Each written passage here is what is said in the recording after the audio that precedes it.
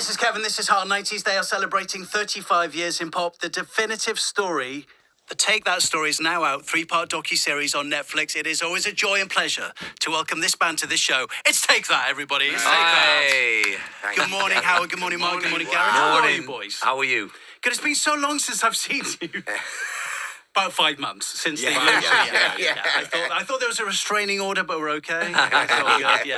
We decided to drop it. Let him come back. Yes, all right. Yeah. Listen, nothing but love and praise, Howard, for this documentary film. You must be feeling pretty giddy about this. Are you nervous? Are you apprehensive? How are you feeling? I'm very excited about it, to be honest with you. You know, obviously we've all seen it, and it's a 3-part, 1 hour each per episode on Netflix, and it's I think it's right down to the bone of the truth of Take That up to where we are now, whereas other docs have not really covered that.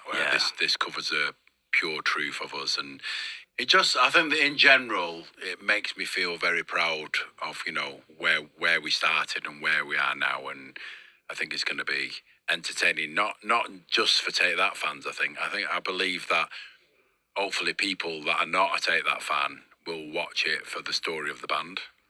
I think a lot of people are going to be hooked in. And Mark think, I need to know a bit more about these boys, these rapscallions who conquered pop and did it. And my God, it's all in there. The archive is incredible. Yeah, it goes right back to pretty much day one, doesn't it? Do you know, when we first started off as a band, I remember the time when, like, VHS cameras came out, and I think we all got our first, like, paycheck, and we all went out and bought one, so all 5 of us had these the video big clunky cameras. The big clunky cameras, You used to sit on your shoulder. And we all had one, like, filming each other. Nobody was ever on each other's. We were really annoying, weren't we? Really annoying, really annoying. But yeah, I got rid of mine. But Howard managed to keep a lot of his, and a lot of the costumes Howard kept as well, and his diaries from the days. It's incredible to see it. But yeah, it originally started when Netflix came to see us. We were on the This Live tour, probably nearly like 3 years ago now. And we were in rehearsals, and whilst you're in rehearsals, you know, lots is sort of going on, and you're sort of, when you meet people and you say, oh, do you want to do this? And you say, oh, yeah, brilliant. And then you forget about it. And like 18 months went by before they literally went back and dug out so much stuff. Hours and hours of footage, literally hours of footage, and this started to piece this story together. The thing that surprised me the most is a long answer this week. You can cut it up and put songs in between my long answer. You can make a 2-hour show out of this. This is the podcast special. It's fine. Do you know, when I first watched it, and you start watching it and you see yourselves as youngsters again, and then I watched the show, and then you go through all the different parts, like Howard said, there's lots of ups and downs and quite a journey. But then you get to us now, and I remember that's the bit that got me. I was like, oh my God, we've aged, we've grown up. That's what happens. It is, yeah. But it was like, when you go over 35 years to see your life pretty much in 3 hours, and you're like, I think it comes to Howard in a dressing room, talking about cauliflower cheese or something. It's a pivotal scene. It's a great scene. Great. But we've been on this journey with you, and I remember, Gary, speaking to you about 18 months ago, and you hinted about this project, and I was saying to you, well, what is it? What isn't this documentary? And I remember you were saying to me you wanted to show some of the archive that people had never seen. We know the big famous clips, but the minutes before and after, my goodness, you've done that with this. The thing is, you've got to put yourselves in our shoes slightly. They can be dangerous, these things. Yeah. You know, we've got to this point and everything's good. Our relationships, the 5 of us are in a really good place. You don't want anything to disrupt. You just don't. It's just not a good thing. So we tentatively started these conversations.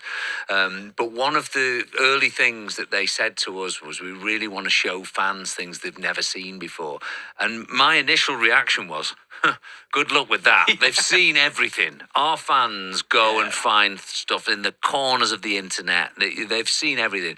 And how wrong was I? You know, they really did. They dug deep, and it's very informative. I think it's also very moving and listening to your story because we don't see you now, we hear your voices. And I know, Gary, you opened the documentary talking about what it is to be in a band. Do you think if you went back to speak to your younger self in 1990 now, you might have a completely different answer to the one you thought you'd have then? Absolutely. Absolutely. And isn't that the arc of this journey, that we are different people now than we were when we started? And the lessons, some hard, some great lessons. We've been there, we've done it. And one of the wonderful things, like Mark said, the end scene is very poignant, because the great thing for us is we're not a band looking back at success. Yeah. We're still in the middle of it all. It's You what's really great, and that is. I don't want to blow our trumpets, but that's our hard work that's kept us doing this, and our amazing audience who've been with us since day one. This really is, Howard, a love letter to the fans. I mean, you pay tribute to the fans. There's some amazing footage. But some of my favourite scenes is seeing the fans going hysterical. You're used to that. The club stuff is incredible, but then you play school tours, school assemblies. It's so amazing to remind yourself that you had to play school assemblies back in the day. And the fact that we turned up with a ghetto blaster, that Gary had to press the play button on to set the music, because we were all stood in position. Like, for the start of our routine, so Gary had to go and press play on the... and then quickly move over. And the teacher's looking at you thinking, who booked these? There's a great scene where one of the teachers is really giving a piece in front of all the students? But it worked. It all paid off. Listen, we let's did a take lot that of on shows. Hard 90, celebrating this incredible Netflix docuseries. But so much more is happening in 2026, because obviously the Circus Tour is coming, and it starts in Southampton on the 29th of May. So how's it going? How's it all looking, Gary? It's looking good. This was a big decision for us, this one. Often to do new records and new tours, it's something we really look forward to. But actually doing a tour that we'd done before, and we were researching around, has anyone ever even done this before? And the answer is no. No one's ever repeated it. And now we know why. Well, we don't yet. No, We don't yet, but we might do soon. We know how many years ago. I was 38 when I did that tour. Wow. So it's going to be an interesting rehearsal period, this. In Los Angeles, I thought, I've got to get a unicycle. Howard, he was always a little bit better than me. Yeah. So I thought I'll phone around and try and find one. I found a shop. Have you done it? Just the one? In Hollywood, like, that had a unicycle. I phoned up, I'm looking for a unicycle. Oh, we've got one. Amazing. Yeah, and I went and I got this unicycle. And I had to go in after I came out of the shop. I had to go in the car park. Gotta practice. I bet they're all at the shop window looking through to see if you were going to go on it. I know, in the shop they were like, "Do you want to have a go?" I was like, "No, I'll take it out." Yeah. But you are both, Howard. You're both practicing. I've seen you posting as well that you're on it. You're doing it. I think you have to. I remember the last circus tour. We literally didn't start learning the unicycle 6 weeks before the show. Whereas now we feel like I think you have to, because it's been like 17 years later, I think you have to get on it, live and breathe the unicycle, just to have the confidence of being able to not fall off, basically. It's great. That's great advice for anyone learning the unicycle there. It could be a small audience, this. Yeah. It's fascinating now as well. Here we are feeling quite nostalgic, obviously on Hard 90, celebrating your incredible catalogue, Howard. But it is coming up to a very important date, and it's February the 13th, 1996. And that was the day that Take That called it a day. Yeah. The end of the chapter, end of the first chapter, as it were. What is your memory, if I can take you back to that date, because it's coming up to the 30th anniversary? I think it's surreal. I really do. I just, it was not really much memory of it, except for us sitting behind that long desk in front of the press and Gary basically doing the announcement. So it was weird because you kind of didn't know what was the right thing to do, whether it was the right thing to split up. And in the back of your head, you're not even thinking about what am I going to do next. It's only when you're at home for 2 or 3 months and you're thinking, God, I'm not doing anything. I'm not doing what I did for the last 6 years, day in, day out, which is kind of how it was, how it felt. It was a bizarre day. but it has a happy ending, Gary. Which Thank is God. Great. Yeah. Yeah. We just gotta Thank God. stress. Yeah, it does. And it's in It the does. documentary, is that right? Yeah, it's all in there, and I think I think by the time you get to that point in the doc, you're really ready for something to start on the rise. The one thing I see that this is all in the last episode 3, is that you slowly see this confidence in our faces come back, and I think confidence is such a although it's something that happens inside, it definitely.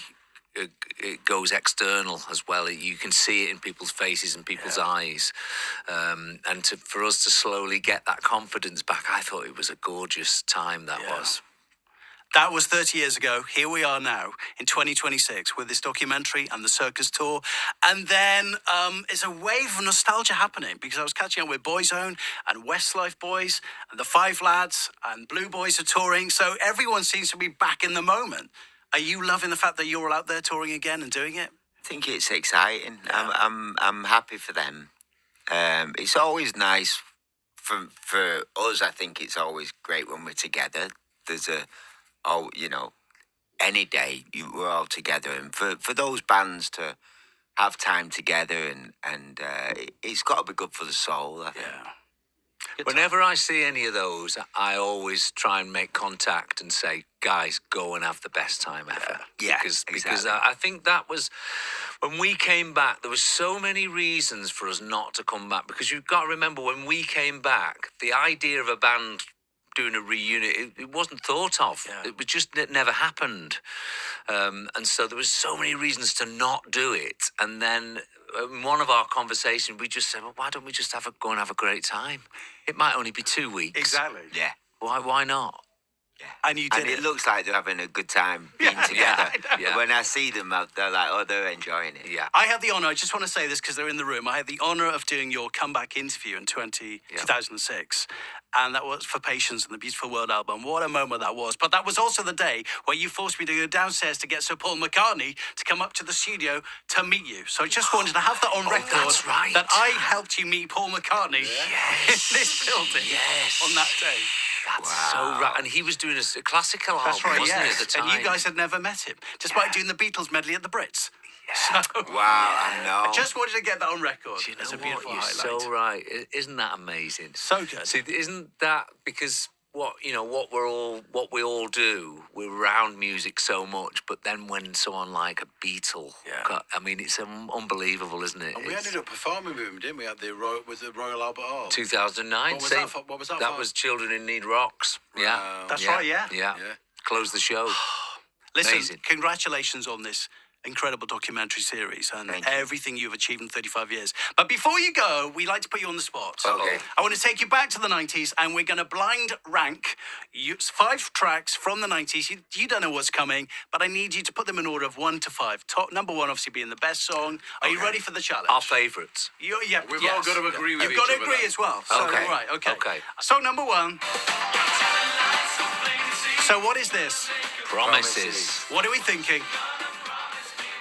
Well, what we're comparing it against first. I've only heard Put it one. somewhere. It's a You've got to put it competition. somewhere. I'm going to say, Love Ain't Here Anymore could come up. So Oh, yeah. I reckon put that 4. 4. You're going for 4? Would I be reckon, safe. What do you reckon? Do you know what? It's a Okay. special song, though, isn't it? No, what do you think Oh. about the ones that might come? You gotta Right, think well, like here that. is the next one. Ready? Here we go. Number 4. And this is? Babe. Okay. Yeah. Safe. 3. 3. 3 would be a good Safe. spot. Yeah. Safe. Yeah. 3, 4, Safe. 4. So we've got 4 Safe and 3. place to drop it. Right, here we go. Next. Where's this going? What is it? Howard? Never forget. Yeah. You reckon 2? Well, Oh, it could be Gary, one. yeah. Could be one. Could be 1, but we Yeah. don't know what's coming. No, true. Bad for Good might turn up, or What are we saying here?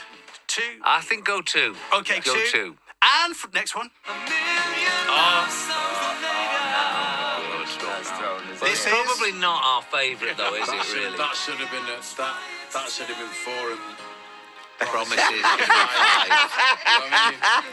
Yeah. That was A Million Love Songs written Yeah. by Gary when he was a Yeah. teenager, obviously. Yeah. And here we go. Guess what's coming? Okay. what are we saying? One, that's got to be. I think that's. I think number one. And this is? Back for good. Do we need to even ask you? Do you agree on your top 5? No, I think we've messed up with Million Love Songs and Promises. Well, I'm afraid, take that you are wrong because your greatest ever song from the decade is... Give Good Feeling. Now we're talking. What a tune! Come I on, love take that party album. You know, Every time we do a tour, Howard always says, "Is there a way of bringing back this song?" Oh, you should remix that. That's so good. You've got to remix I it. love it. It's a proper dance song. Still a lot of love for that, yes. There's a lot of love. Debut album. Yeah. The fans will love that. That's so good. Listen, Hard 90s, we continue to celebrate. Take that. Gary, Mark, Howard, you know how much I love you. And I got very emotional watching this documentary because I can't thank you enough for providing the soundtrack to my life, but also for all of us listening. And I cannot wait to see what you do on the circus tour and new music in the future, I'm sure. Mate, thank you. Thank Bless you so you. much. Thank you, Lovely take to that. see you. Take that. Hey, thank you Lovely for to see you. everything over all the years. Oh! Just check if McCartney's downstairs and ring him up. No pressure. But yeah. I'll just go and do that right now. Take that. Thank you. Have a great summer. Thank you. Thank you. This